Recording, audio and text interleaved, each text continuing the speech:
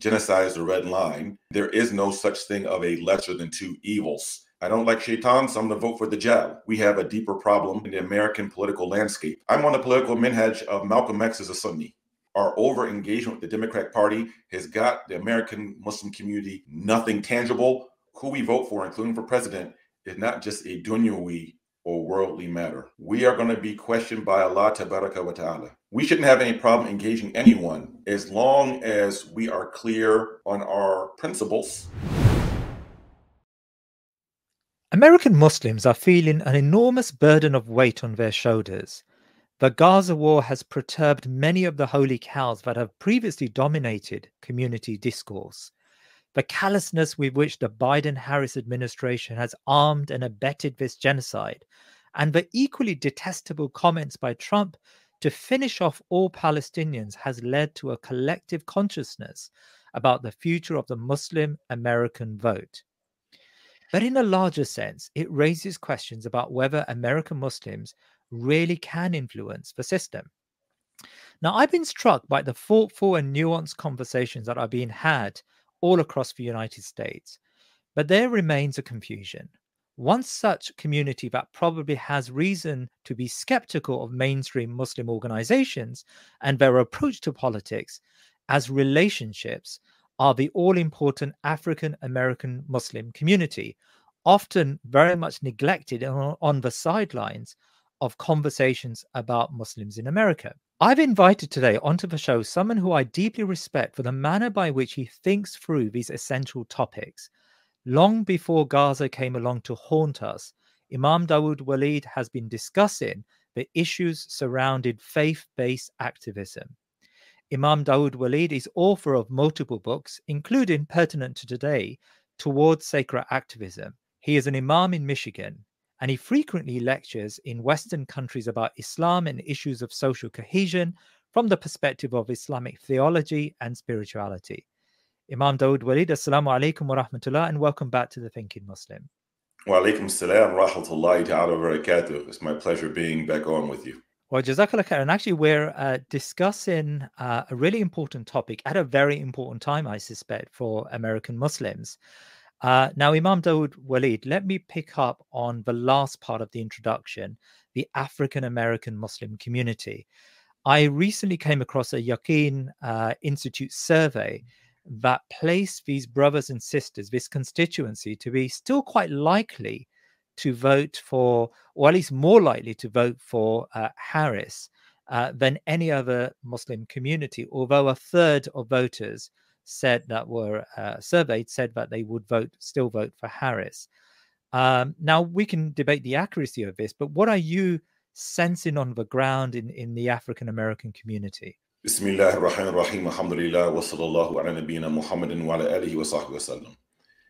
So this is a very pertinent question, and I'd like to make a delineation between African Americans and what are called Black Muslims in the United States of America. So the Yaqeen poll specifically is talking about African American Muslims such as myself, who are the descendants of the enslaved Africans brought here to the Americas.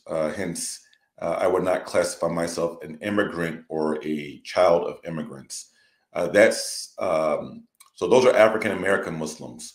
Black Muslims would, in the American context, including the African diaspora of Muslims who reside in America. So that would include Muslims from Ethiopian background or Somali background or Senegalese, Mauritanian background, could all be lumped in as phenotypically Black or having connection to Africa. In saying that, according to that Yaqeen poll, 2/3 of African American Muslims are not supporting the Democratic Party, do not plan on voting for Vice President Harris to be the next president of these United States of America, despite there being a historical legacy of the majority of African American Muslims voting for a Democratic candidate. And I think that although the percentage of African American Muslims is for sure larger than Arab American Muslims who are going to vote for Kamala Harris, it shows that irrespective of national origin, racial identity or ethnicity, that the American Muslim community is appalled with the ongoing genocide taking place in Gaza. And for many of those Muslims, including African American Muslims, genocide is a red line.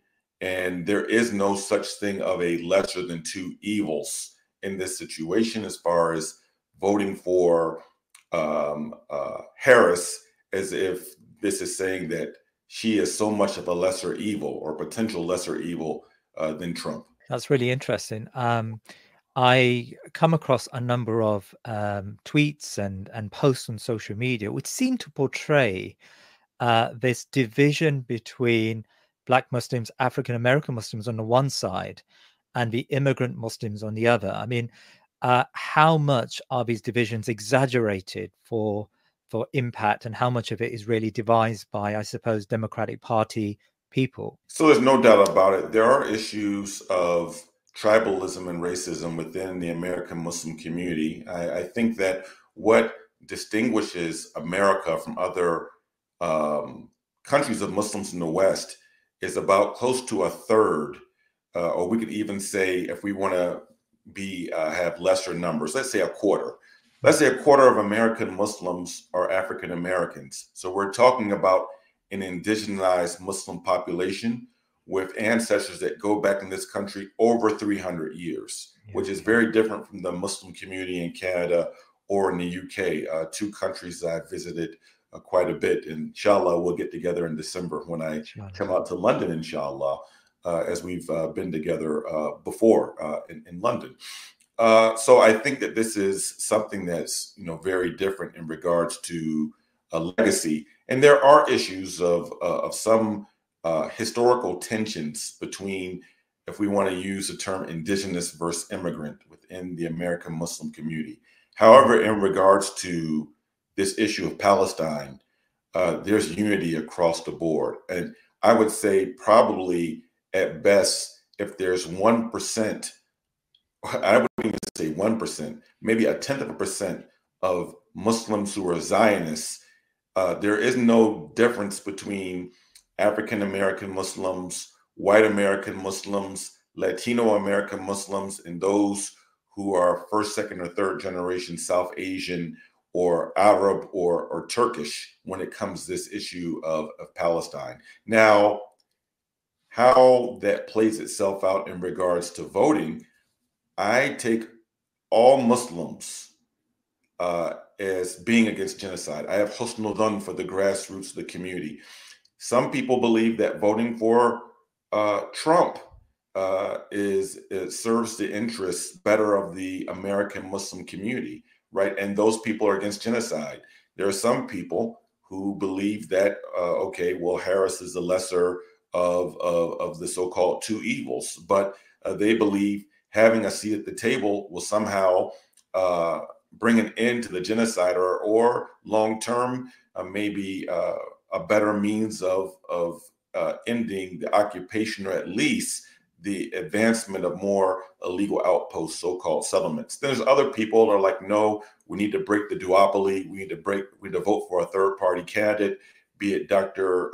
Jill Stein and Dr. Bilal Ware with the Green Party, or Dr. Cornel West and Melina Abdullah with their new party that started, or another third party, just so that the duopoly can be broken. But in general speaking, be it black or white, Arabi or Ajami, I think that a lot of the talk about racial tensions between Muslims over Gaza is not really founded in much facts on the ground.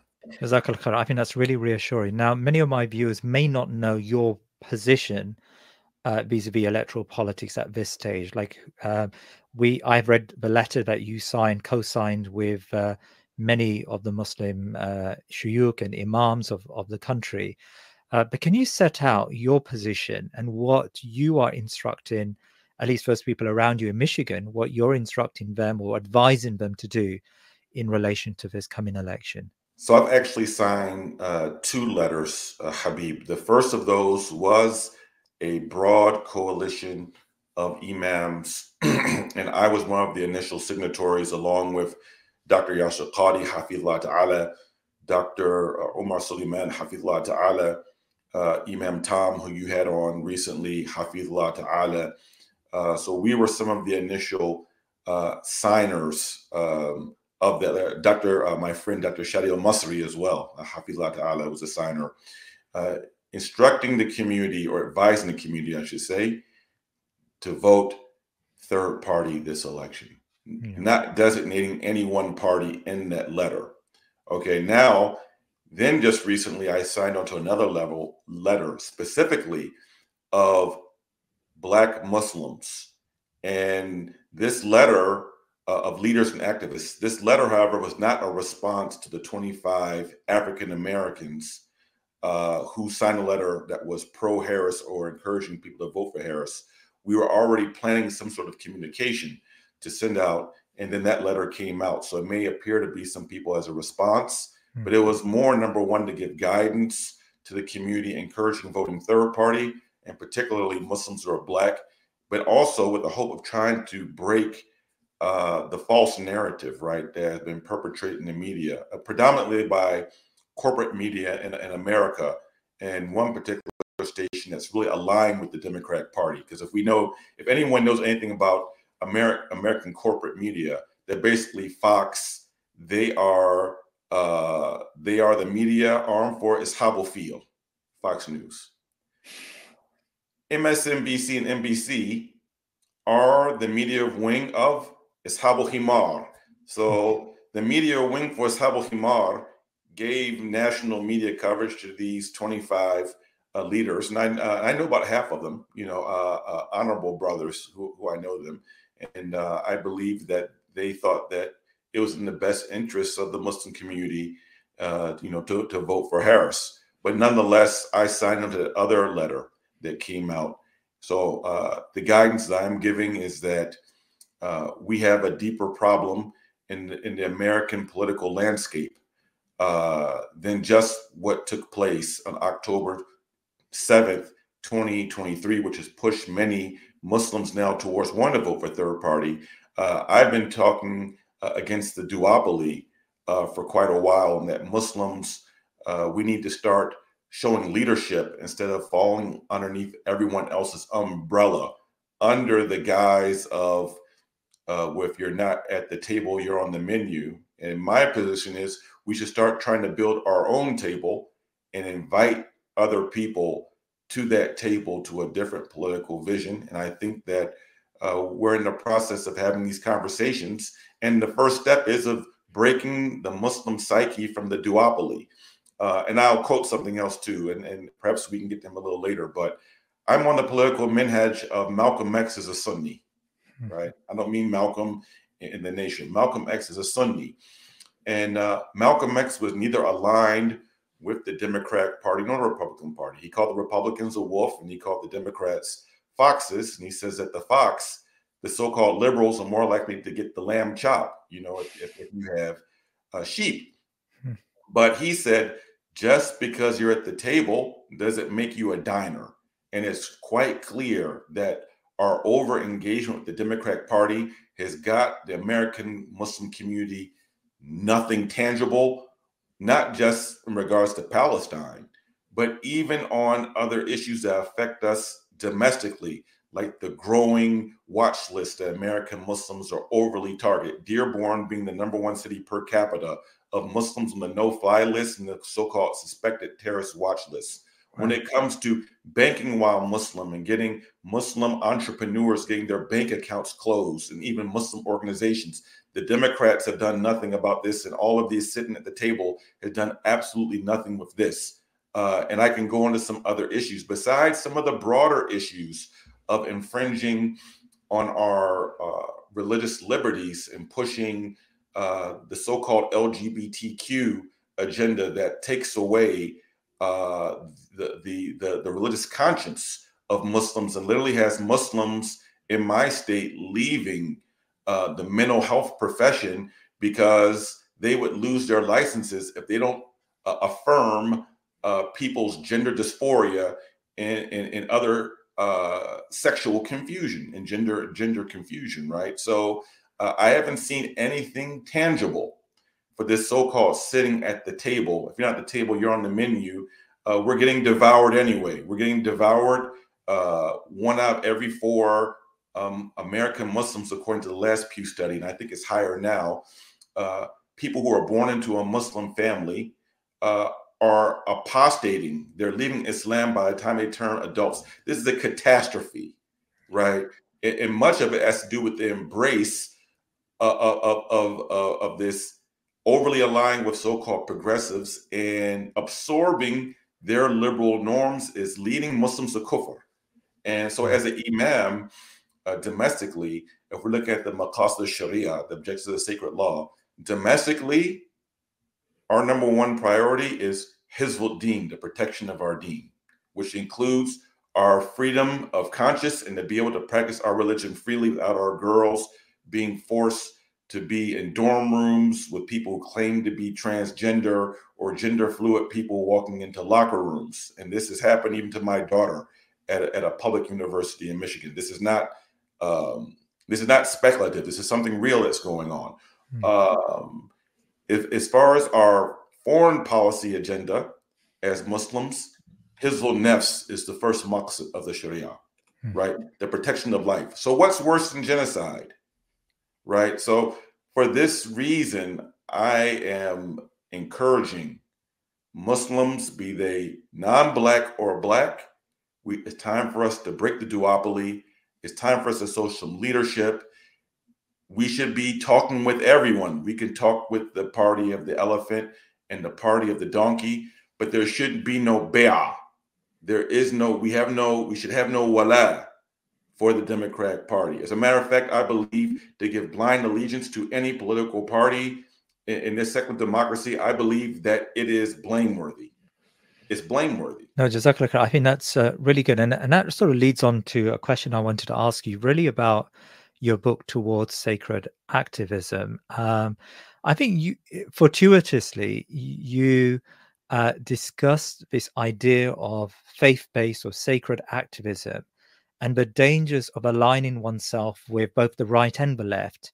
But I think probably you were reflecting at that stage on the way that some on the left were interrogating and harming the ideology, especially of young Muslims on university campuses and beyond, when engaging in activism, and they were getting sucked into a lifestyle and the social mores of the left. Can you please talk to that? Like, I think you talked about in your book how how politics is a sacred duty and must be formed and formulated on Islamic ulum, on Islamic knowledge, and we should be well aware and not become fodder for foreign ideologies. Can you talk to that for our viewers, please?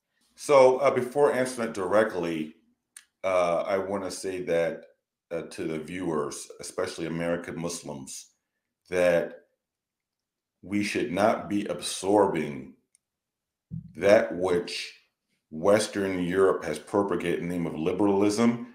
We should not make that normative to the extent that it literally becomes part of like our de facto creed. And what do I mean? I mean this whole idea that we have a sacred life and a secular life, or we have a religious life that is void of being informing politics, right? This is actually something that comes out of Western European thought. Dare I say, it actually is something that comes from the thought of white supremacists, right? Because it is the white supremacists who are the ones that came up with this idea of actually stripping the sacred and coming up with this spear of the profane in the political life, right? It's actually informed by people who are white supremacists. Okay, so just saying this, there's always been a tradition in Islam of ahkam al-sultaniyya, right? The rules and regulations of how to deal with governmental authority. This has been always written about in early Islamic history from Islamic scholars, or talking about the fiqh of siyasi, of political matters. There's actually rules, around this, number one. So I have to say this whole idea about, scholars or imams should not be involved in politics. any political engagement in which ulama are not involved in the conversation is either going to advance something that is blameworthy or forbidden, or will cause unintended harm to Muslims, not just in America, but Muslims throughout the globe. I'm 100% sure of this, right? So this has to be discussed. And the imams and shuyukh have to be a part of the process of discussion, along with political organizers, activists, people who are educated in secular social work, and attorneys, so that we can have a more fuller view of how we prioritize things in our political engagement, and what are the actual shari'i and akhlaqi red lines of not just what we advocate for, but how we advocate, right? The scholars need to be involved in this particular matter. Now, when we're talking about specifically in this engagement of not overly engaging with the right or left, as far as like wholesale taking on their political platforms as a type of social political creed, I mentioned this in Towards Sacred Activism, and Allah Tabaraka wa Ta'ala mentions in the Quran, وَكَذَلِكَ جَعَلْنَاكُمْ أُمَّةً وَاسَطًا, right? That Allah made us the middle community, right? And the Prophet ﷺ said, خِيرُ الْأُمُورِ أَوْسَطُهَا, that the best of the matter is in the middle. Now, what defines the middle, right? The middle is not defined for us by public opinion polls. The middle isn't, oh, well, the Republicans are to this one side and the Democrats to this other side, so therefore we try to go into the secular middle. No, that's not what it means. We have our standards of objective truth. The Quran is objective truth. The authentic Sunnah of the Prophet ﷺ, especially those ahadith that are mutawatira, that is objective truth. And this is where we start off, and how we judge the middle, as Imam Ghazali Rahimahullah mentioned about this issue of moderation, is baina al-ifrat wa tafrit. It is between going to excess and also neglect, right? These are blameworthy when there's something that is inside of our framework of al-iman wa islam wa ihsan, and going to excess, then this is blameworthy. And then likewise, going too far to this side, in which there is neglect, and even we could say apathy, then this also becomes blameworthy. And we see this in political circles right here in America. We have on the one side people going in a certain type of excess in politics, where activism is not part of the religion. Activism has become the religion, right? Advocating for a secular Palestinian state, that is the religion. That is the religion in and of itself. That's what's most important. So then how we get there, in the means itself, can lead to an excess. So we have people who are like, there's a lot of neo-Marxist informed activism in the community. And I believe that that is one extreme. Another extreme is, just make prayer. Don't get involved in these matters of encampments or protests. Stay clear away from the political matters. Just pray and remove your bid'ah, or just pray and go in the khalwa. And then that's what tafrit, right? And we see this amongst some of the neo-Salafis in the American Muslim community, and some of the neo-traditionalists who call themselves Sufis. I don't mean true tasawwuf. Inshallah, ana mutasawwuf. Inshallah, I'm not a Sufi, but I wish I was. But I'm speaking of these so-called people who want to be so righteous, and that all they just do is sit amongst themselves and judge everyone else, and just want to make dhikr or dua, or be the bid'ah police, right? That's to another extreme. And so we should try to strive to be in the middle, in my perspective, and Allah knows best. That's a wonderful way to position the Muslim Ummah and to position the way in which we do politics. I think I would really recommend that our viewers pick up your book and read it, especially young activists. I was heartened, by the way, the other day I was had a meeting with some young activists, and they were all quoting sacred activism as a basis for their relationships with allies on university campus. So alhamdulillah, I think that the message is going around. Jazakallah khair. Right. On that, you're from Michigan, and of course, Michigan seems to be the key battleground state here. Donald Trump is constantly visiting and meeting with the Arab Muslim community, amongst others, and as well as that, Kamala Harris is giving speeches and sending out conciliatory messages to the Muslim community, so-called on Palestine, but we know on both sides a lot of this is deep cynicism. But let's talk about the Trump issue, because there are a number of Muslims in Michigan who have come out very explicitly in favor of Trump in this election, and they've asked others to vote for Trump in the election. I mean, how do you respond to these people who are maybe naive? I don't know if that's an unfair way of describing them, but at least who are unable to move beyond the duopoly, as you say. Yeah. So before answering that, because I have personal relationships with some of those people in Michigan, I just like to say that no matter if someone plans on voting for Trump or Harris or third party or not vote at all, that we as Muslims need to, again, not be involved in social political takfir. These are all our brothers and our sisters. We should have a good opinion about what they're doing, and no one should be called a sellout or an Uncle Tom, for instance, because they say that they want to vote for Mr. Trump to be the 47th president of these United States of America, because there is talk like that, oh, these people are Uncle Toms, these people are sellouts, how can they vote for the orange man, and things such as this.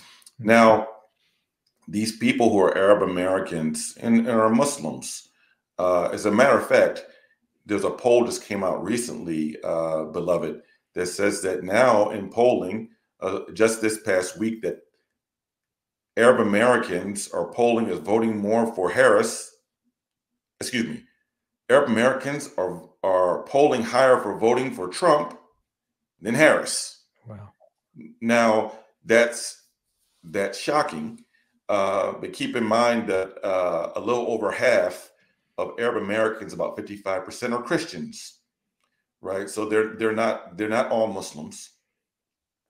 Then some of them are Druze or identify as Druze and other things, right?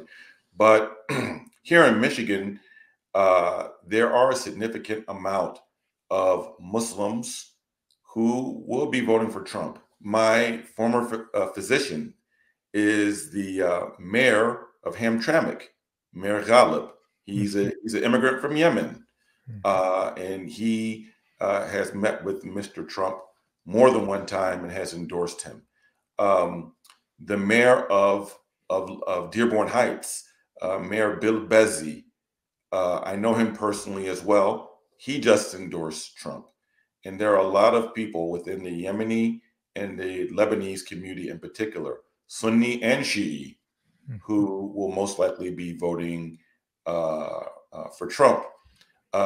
They believe that not necessarily in breaking the duopoly. They believe betrayed by the Democrat Party. By the way, both of those mayors are Democrats. Yeah. They're not Republicans. Yeah. They believe that for the Democrats giving so much aid to the Israeli government in regards to this genocide, they believe that Vice President Harris needs to be punished. And I believe this is the words that our brother Sami Hamdi, may Allah preserve him, has said. So they believe that the most efficient way of punishing Harris is not voting for Green Party or not sitting at home. It is to vote for Trump to ensure that Trump wins Michigan, because out of the 9 scenarios for winning the electoral college, who names the president, 6 of those scenarios at best say that if Harris wins Michigan, she becomes president. But if she loses Michigan, the odds are very high that she cannot win. So they say, let's punish Harris by voting for Trump. For myself, and I believe that a lot of this issue of voting, that voting on particular candidates is an issue of speculation, right? And what is most important, number one, is our intention. If people are voting for if people are voting for Trump to punish Harris, I can't blame them for that political calculation. We have a in one of the Qawaid al-Kulliyya al-Fiqhiyya, there is a maxim that's in most books of Islamic law. It starts off la thawaba illa binniya, meaning that there's no reward except by intention. So if the intention is not being pleased with Trump, who's a miscreant, he's a mujrim, he's a fasiq, no doubt about it, right? You're not pleased with him, but you're doing it for a political calculus, not because you have wala for Trump. Okay, then, I can't blame someone for that, though I think there's a step further we need to go in our calculations. But what I would say is that, number one, in regards to this point, I remind my brothers and sisters in regards to this issue of politics and voting, that who we vote for, including for president, is not just a dunyawi or worldly matter. Who we vote for, we are going to be questioned by Allah tabaraka wa ta'ala for every single thing that we do in this dunya, starting what's in our heart and our intentions, and then our speech and actions. There's hisab on all of it, every single thing, right? So that's one thing that we need to factor in. And again, as I said, sometimes there is no lesser than 2 evils, right? It's like making the argument, I don't like shaitan, so I'm going to vote for Dajjal. Sometimes there's no clearer than 2 evils, right? And before I get to the second point, this relates to something I just gave the khutbah about last week, that when Imam Ahmed ibn Hanbal, rahmatullahi alayh, was imprisoned by al-Mu'tasim al-Abbasi. He was in prison. And there was a prison guard. It's a famous story. It's narrated by Ibn al-Jawzi in more than one of his books, that the prison guard came to Imam Ahmed, rahmatullahi alayh, and he asked Imam Ahmed, he says, is the hadith about the one who helps oppressors, is it sahih? Imam Ahmed said, yes, it is authentic. The prison guard asked, am I from the helpers of the oppressors? Imam Ahmed said, no. He said, the one who grooms your hair or cuts your hair and washes your clothes, right? And prepares your food and buys from you and sells to you. Buys and sells, does business with you. This is the helper of the oppressors. He says, but no, you are from them. You are an oppressor. Even though the prison guard did not order Imam Ahmed into prison. But he was not a passive participant. He was actively involved in the act. So for me, I can't endorse Trump. I can't endorse Harris, because to me, this is actually signing up, or this is active, like being an active part of being an oppressor, right? Now, I have enough to answer for on the day of judgment, and we all do. And we should worry and be careful and fearful in front of Allah Ta'ala that we are not doing things, including with our votes, that we could be written down as, I don't know, as a aid or helper of the Dhalimeen, in which the Prophet sallallahu alaihi wasallam clearly says that he will turn away from al-hawd, right? That this is an individual that the Prophet sallallahu alaihi wasallam won't even want to look at on the day of judgment. There's a person who's not going to drink from the hand of the Prophet sallallahu alaihi wasallam. That should scare us to death. Really, right? I've lost sleep about this. This is one thing, right? So there's hisab on it. The second thing is in regards to Trump. We should believe people when they tell us who they are. And Trump is no friend of the American Muslim community or Muslims globally. And I haven't seen any sounds of Tawbah. As a matter of fact, when Trump ran for president the first time, he was asked, has he ever asked God for forgiveness and done Tawbah or repented? He says he's never repented. He never made Tawbah to Allah. This is scary, right? Obama started the drone warfare and the incessant bombing and supporting two Arab governments in regards to Yemen. Obama was directly involved with that, arming it, giving logistical support. Trump continued it, and a blockade on Yemen in which Yemeni babies starved, cholera outbreak. Yemen was already the poorest country in the Arab world even before the bombing and the cutting off of food and medical supplies, right? So Trump was a part of that, right? And some other things relating to domestic policy in regards to Muslims. Ironically, though, Trump did speak up on behalf of the Uyghurs or Uyghurs. I'm not the proper way of pronouncing it. I've heard it pronounced more than one way. Whereas the Democrats didn't speak up at all for our Muslim brothers and sisters being oppressed by the Chinese government. But Trump did that, right? So my point is that Trump is immoral.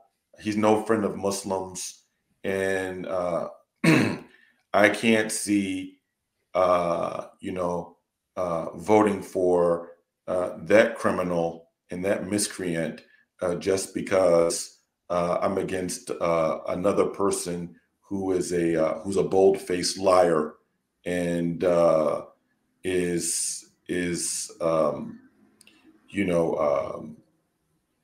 literally sleeping with the enemy, right? Trump.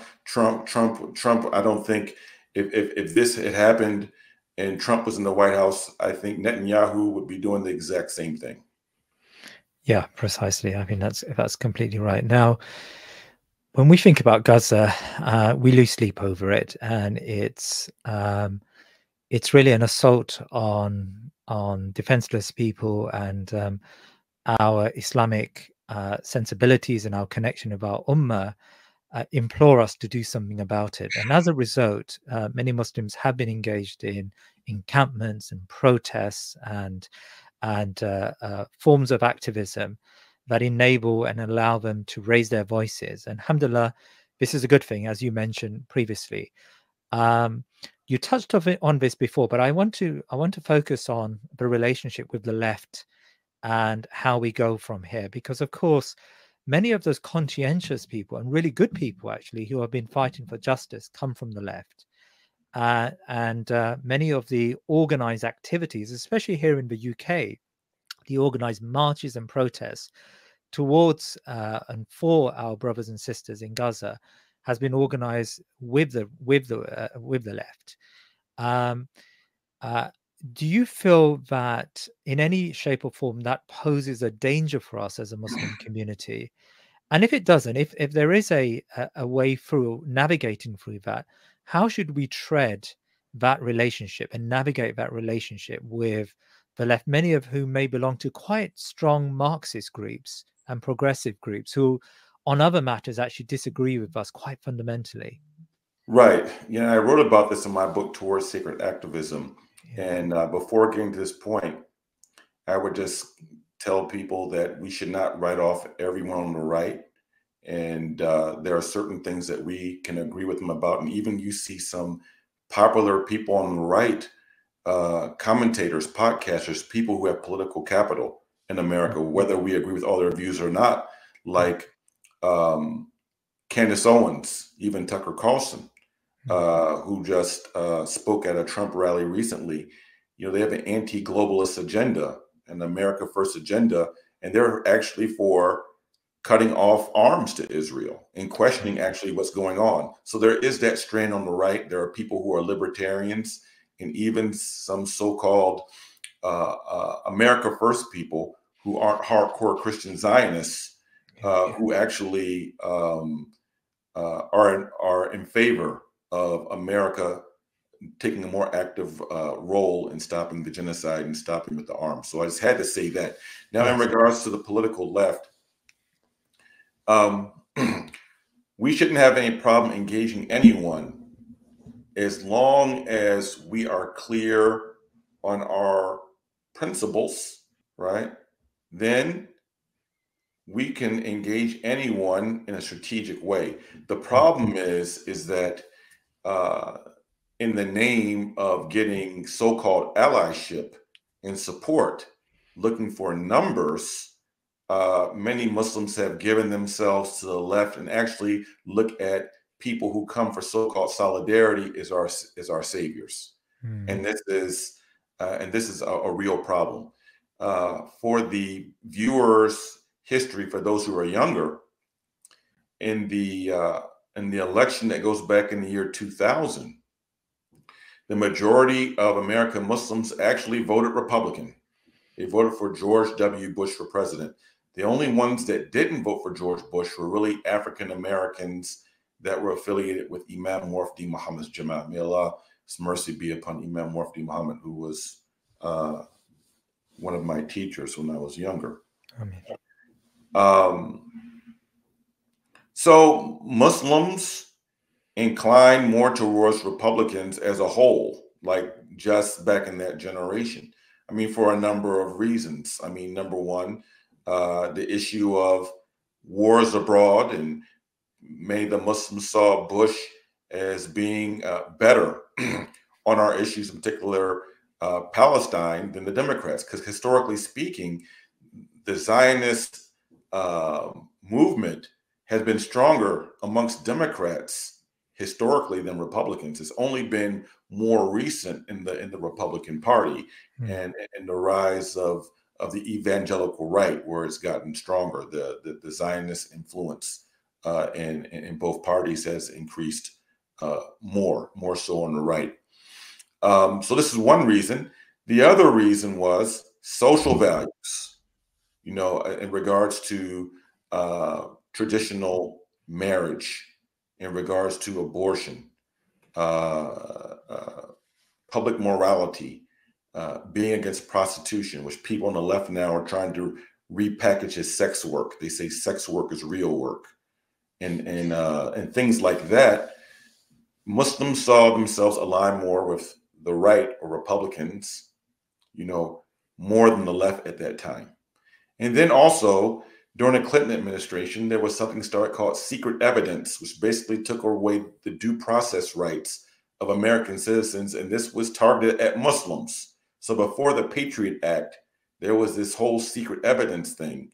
And Bush and many Republicans who talked about limited government, he ran on the promise that he would undo secret evidence. He got into office, then 9/11 happened. And then the right made a sharp, not only rhetorical, but policy, took policy positions that were hostile towards Muslims domestically and abroad, from rush deportations and people being taken away from their families, the Patriot Act, then the invasion of Afghanistan, and then the invasion of Iraq. So those two invasions, right? which prompted American Muslims to make a sharp turn to the Democrats, a sharp turn, feeling out of necessity. Bush wasn't talking to Muslims anymore, you know, even though Muslims were campaigning for him and giving campaign contributions. There was one leading Muslim academic, Dr. Samuel Arian, who literally had Bush's phone number and met him at the tarmac and was raising money for Bush, got put in prison, and then he got deported. I think he may be in Qatar now. Turkey, yeah, or he's in Turkey now. Okay, yeah. Dr. Samuel Arian, you know, went through his whole ordeal. So the Muslims ran to the left and out of political expediency. But what happened was a whole generation of Muslims who were young, who saw this type of engagement, you know, interfaith dialogues, and much of it turned into like theological relativism, engagement of the left as so-called allies. Then foundations that were affiliated with the left or Democratic Party adjacent began to fund fellowships and trainings for young Muslims to be organizers and activists. And then we had Muslim organizations that were pre-existing started getting this lefty money, and even new organizations and platforms that never existed were started, not even funded by the Muslim community, their seed money, funded by democratically aligned foundations. And these people were trained by these people, went through their trainings, got awards, you know, and as I say, who funds you runs you. And there was a whole generation of young Muslims that were socially engineered into aligning with so-called progressive values. Some of those that we could say are Islamically congruent, but others of them are not congruent. They are anti-Islam. And I say not anti-Muslim, I say anti-Islam, right? But the starting point for even those that are congruent is not starting with Islam as an actual worldview. It's actually starting from a leftist, neo-Marxist or postmodern perspective, right? And this is part of the problem. Even when we see this issue of Gaza, there appears even to be unity in regards to voting third party, but there are different Muslims starting from different places. The mabda that one group is starting from is different from another. Even within this, although all of them would say vote third party or green party, but there's different drives and motivations even behind this, right? And this is why I saw this starting to take place in the American Muslim community back like in 2010, 2011. And I talked with some scholars here. I talked with some of my teachers, including overseas in West Africa. And that's the reason, or the origin for the book Towards Sacred Activism, was to be like a type of tool along with teaching, you know, classes and going around, instead of complaining about what the left is doing, the social engineering, that we need to do some Quran and Sunnah Tarbiyyah in our community, and we can say some prophetic engineering within inside of our community to try to bring our community back to the wasat, back to the middle ground. And that's really my focus. Has been predominantly on focusing on young people, right? People my age, I don't really spend too much time trying to convince someone who's starting to have gray in their beard, but it's the younger people in middle school, high school, the young people starting in undergrad, like in university. These are people that I'm reaching out to regarding Towards Sacred Activism, and even in regards to the book that I wrote, Fatwa, on Islamic sacred chivalry, right? It's not really focused on people in my generation. It's more focused for the younger people. Inshallah, when you come to London in December, I would like to talk to you about chivalry in Islam, and in particular how the opposite of Islamic manhood or chivalry is framing a lot of a conversation, especially amongst young Muslim men, as you write about, and inshallah we shall try to do that. Now, back to the discussion about the left. Just one last question on the left, and that is that it is often the case, Imam, even after what you've said about the left and the dangers of the left, and I've been talking about this for some years as well. It is the case that when it comes to practical activism, that's missing in our communities. The mosque goers, according to one survey I read of American Muslims, are the least likely to be involved in political activism than those who don't attend the mosque, for example. And so there is this quietism or this apolitical Islam that comes with or is associated with a lot of Western Muslim practice. And so young people, when they visit the university campuses, I mean, here in Britain, we've got a horrid situation where on Gaza, only a handful, I mean, I can probably count it on one hand, only a handful of Islamic societies have actually been very active in forget about encampments and anything like that, but just active in raising the issue of Gaza because they're afraid to talk about Gaza, or they don't think it's an important activity to be engaged in. And so I suppose my question is, in the absence of that, people are going to gravitate towards these foreign ideologies. How do we re-inform the Muslim community, especially young Muslim communities, to be involved in sacred activism in a practical way beyond the classroom? So what I would say is that at least here in the States, I can't speak for UK or Canada, but the genocide has really woken up a lot of people, and the need of Muslims to get involved or get more involved, we should say, in regards to some sort of activism, and activism that's based around an Islamic paradigm. So that's number one. So there is at least the need in some discussions, and I know even right now, and I spoke with Sheikh Yahya Rodis about this not too long ago, who runs a Maqasid in Pennsylvania, and I spoke also with Sidi Amjad Tarsin. May Allah preserve them both.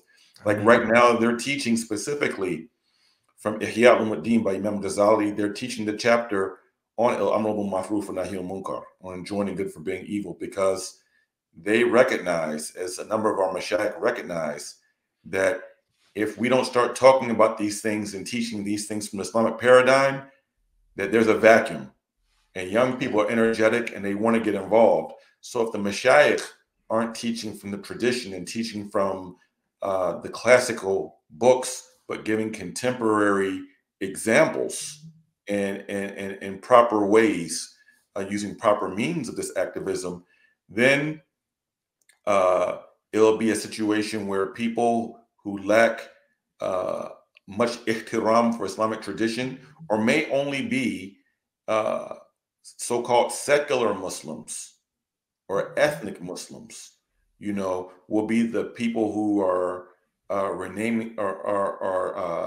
remaining as dominant in much of these activism spaces, right? So there is some discussion about it. It's time. Normally when you have a pendulum on the clock, it goes all the way up, and then it takes a while to go back this way until it settles down in the middle. So we've been at one extreme that took us to another extreme. We had total apolitical Islam, where the majority of the Muslim community was apolitical for a long time. Then Muslims started getting more politicized, which took us to the extreme to the left in neo-Marxist sentiments. And now we'll come to the middle. But also, those people who are grounded in the tradition need to go out to the campuses, need to actually be at some of these rallies, and to actually assume their natural place and assume some leadership, in how they talk, and also their adab or their mannerisms.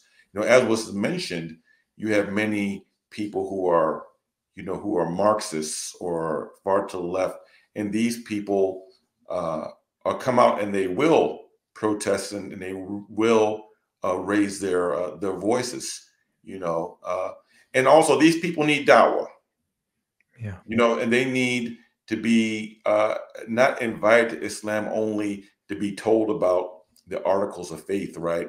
But to also, through our actions, through our activism, be shown another way that's prophetic about how we truly care about Allah subhanahu wa ta'ala's creation, but also that we have what we could say um, different levels, different issues of concern and priorities, and how we prioritize those, and the wisdom that we use in seeking to center those priorities. There's much that we can offer, but if we're absent from the game, so to speak, right, then we can't score. If we're talking about like a football game, right? If we're not even on the field, how can we score a goal?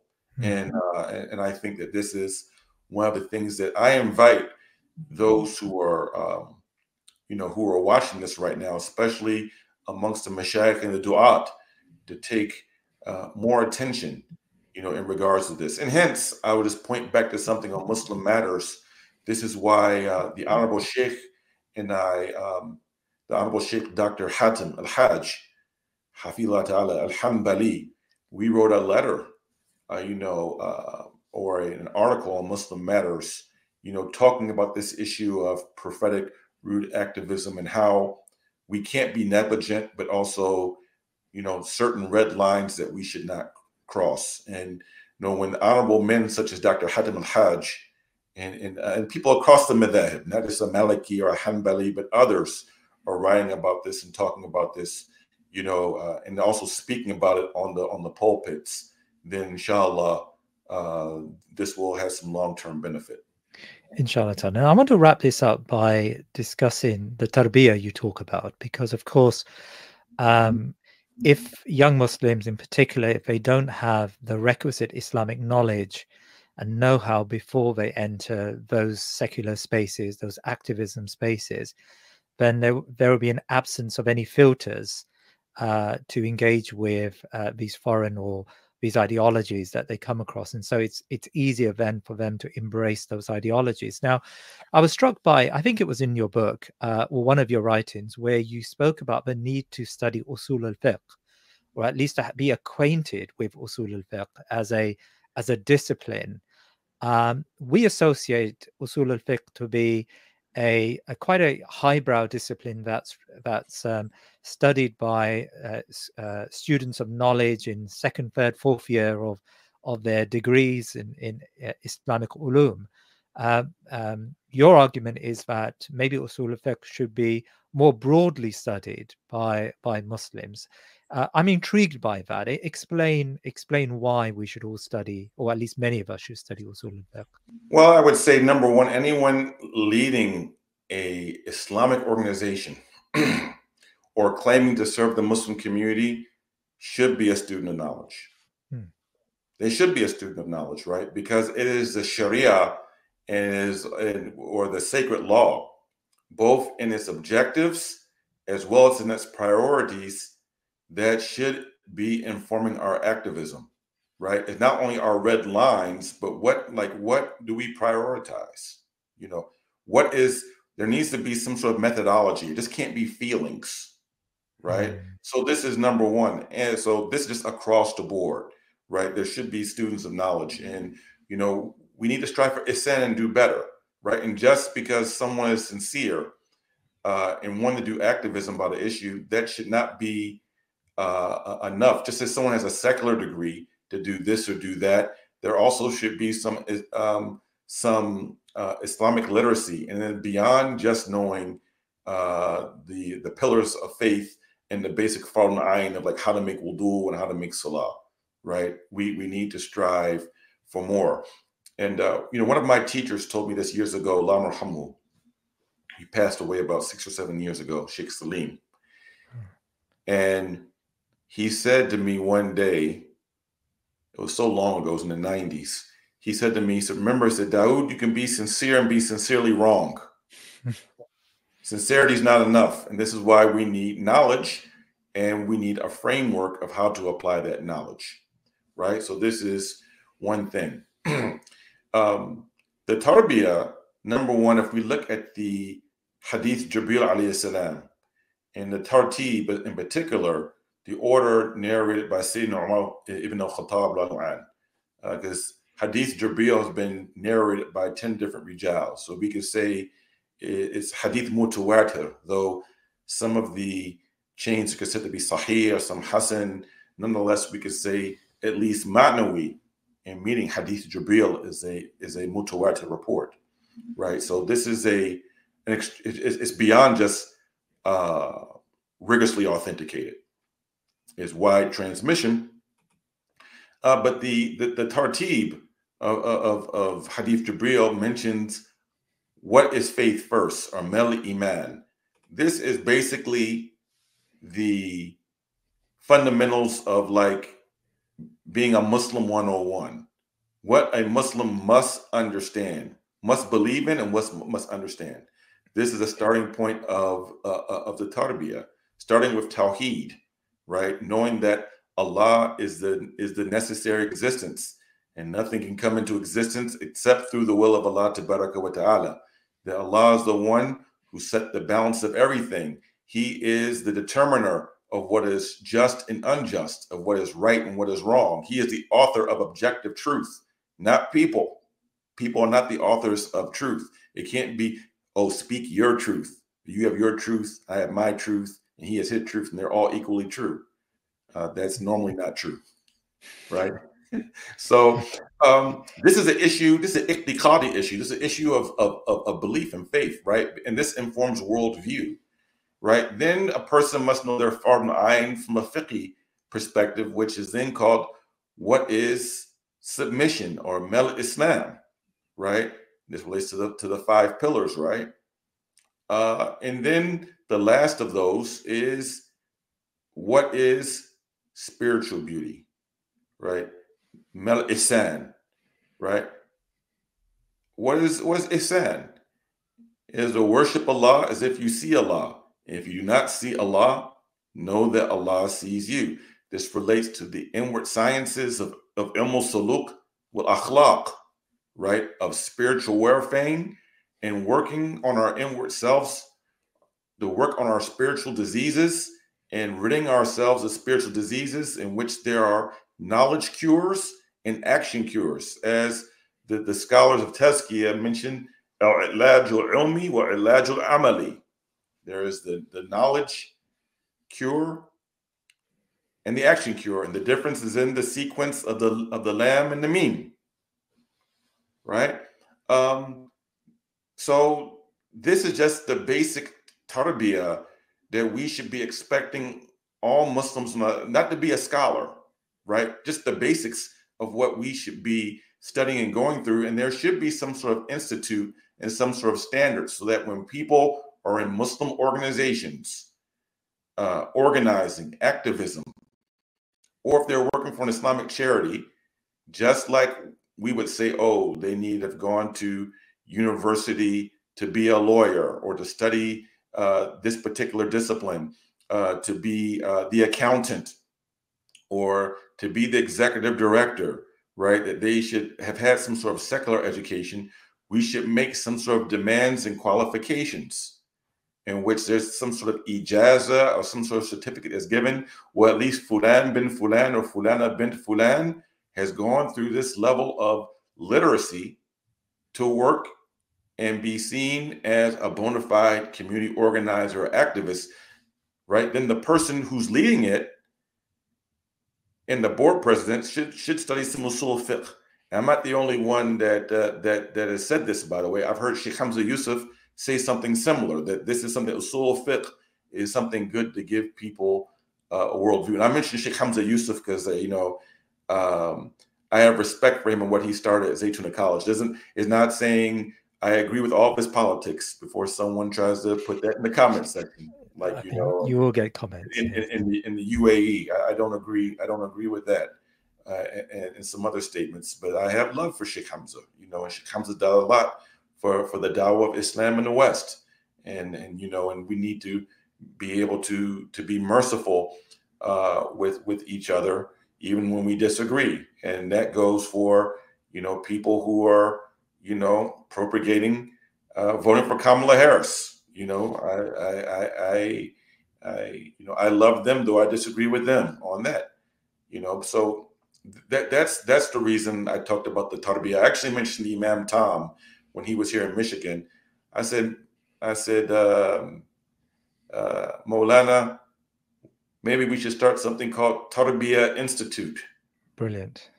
And people come through a program. Some start online perhaps, and then when people get their final certification, need to come and spend some time, some summer months interning, and before they get their actual certificate of completion. And then these are the people that maybe go work in the Islamic organizations in the UK or in Canada or in America or in Australia. You know, they go through something from people like the fakir who studied, you know, some of the Islamic tradition, or, you know, people such as you know, Ustad Zainab Ansari, who teaches at Taysir Seminary, or someone like that. You know, honorable sister, and we have honorable sisters who study this tradition too. It's not just you know, the brothers with beards. We have sisters, you know, who can contribute to this as well. Exactly. I think that's a really good idea. I think young people in particular are crying out for a course or a series of courses where they can equip themselves with the knowledge and know-how to engage in political activism. So I would highly recommend and advise that this would be fantastic. And I think maybe as well, Imam Tom also has, as well as yourself, has a good grasp of Western ideology. And so as part of that, there is a need to engage with those ideas in order to, for want of a better term, immunize people from some of their excesses. So I think that's a really, really great. Definitely. And just mention Imam Ghazali, rahimahullah ta'ala, he mastered philosophy before he wrote The Incoherence of the Philosophers. And likewise, you know, there needs to be people who take time and dissect the problems in neo-Marxism, you know, in Karl Marx and Engels, or like Foucault and postmodernism and some of these other intellectual trends, so that when people, you know, come across these in activism spaces or in university campuses, they can pick up the aroma or the scent. Because right now, because many people don't know and haven't had these dissected, you know, it's almost like having long haul COVID-19 side effects, where some people had COVID-19, they lost their smell of sense, they lost their sense of smell, or lost their sense of taste. Well, sometimes Muslims, you know, we can't even smell or taste when we're under neo-Marxism or under postmodernism, right? We can't even smell it or taste it. And so I think that what you're saying about dissecting that's something that Imam Ghazali did. That's something that Ibn Taymiyyah did. And so I'm 100% in agreement with you on that. There's one last question actually I have for you, away from the immediacy of electoral politics and what may or may not happen on November the 5th. Gaza has, of course, woken a lot of us up and has made us much more aware of our obligations, has made us less complacent about ourselves and where we are in the West, and made us realize that in many ways we belong closer to our ummah, and we have a stronger relationship with our ummah than we do with, you know, the Western systems and the ideologies of the West. I think in a way there is some good that has come out of this, but of course it's a tragedy, and many of us find it very difficult to sleep, find it very difficult to focus, find it very difficult to think about even the you know, the trivialities of life that we're accustomed to, because of what our brothers and sisters are going through. I mean, can you give some words of advice really to, I think, to all of us really who are feeling that pain and find it very difficult to do very much else sometimes because of the horrendous pain our ummah is going through in Gaza? So a few practical pieces of advice. Number one, in Athar, there's narrated in several different books where Allah reportedly said to Sayyidina Musa alayhi salam, and also some of the Sayyidina Dawud alayhi salam, that reportedly Allah Azza wa Jal said, I am with those whose hearts are broken on my account. And part of the, we can say part of the divine wisdom behind ibtila, behind these trials, right, that we're going through, as mentioned by Sheikh Abdul Qadir Jilani in his book Fatul al-Ghaib, Ibn Taymiyyah did a commentary on, is that these severe trials and these tests, that it breaks us from our over-dependence on asbab, on material means, right? That we put all of our trust, oh, if I only had more money, I could do this. Yeah. Right? If I only had more political clout, I could do this. Or also breaking one over reliance on al-khalq, meaning the creation, but specifically people. Oh, if I only had this many more people, right, organizing with us, if I only had this many more allies, right, that Allah Tabaraka wa Ta'ala sends us through these to say, all of your college degrees and your medical degrees, all of your money, all of your political connections can't stop this genocide. So then we go and run towards the one who is the real doer of good and the real cause of change, Allah Tabaraka wa Ta'ala, instead of placing our faith in asbab. So number one, in the last third of the night, we all should be waking up at tahajjud time, going from Allah Tabaraka wa Ta'ala, brokenhearted, asking for forgiveness and asking for him to rectify this ummah. And not in a transactional way. Allah doesn't owe us anything, right? We go in front of him brokenhearted. And if we do this sincerely, we're going to see real change. Number two, in regards to the state of our hearts and worries, the Prophet ﷺ gave us two pieces of advice. And we won't go through the entire hadith, the first one because of time, but it relates to the honorable companion Ubay ibn Ka'b radhiyallahu anhu, where at the end of the hadith, he asked the Prophet ﷺ, said, well, what if all of my prayer, all of my supplication was for you, Messenger of Allah? He said, it would suffice to forgive you of your sins and to remove ilham, to remove your worries. Asad al-Nabi.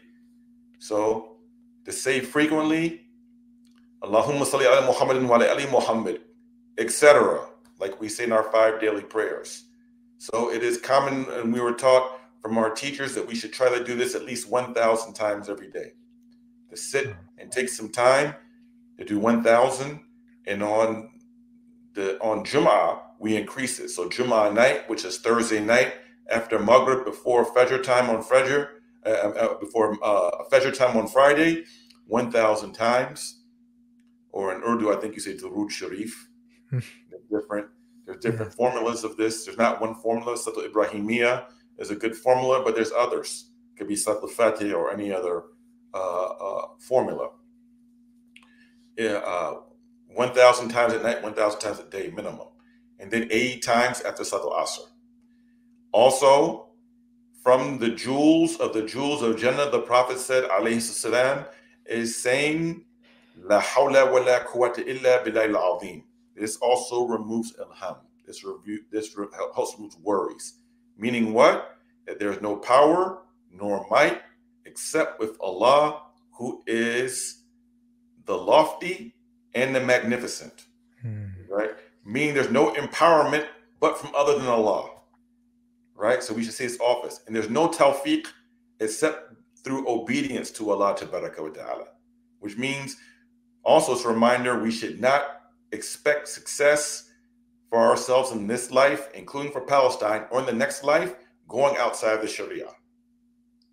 All right? There's no success, no tawfiq. Okay? So these are things that are spiritual.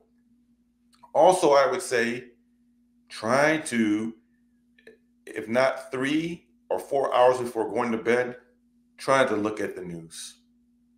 Get off your phone, stop looking at your phone, put your phone on Do Not Disturb, and try to settle your heart, or to do something leisurely.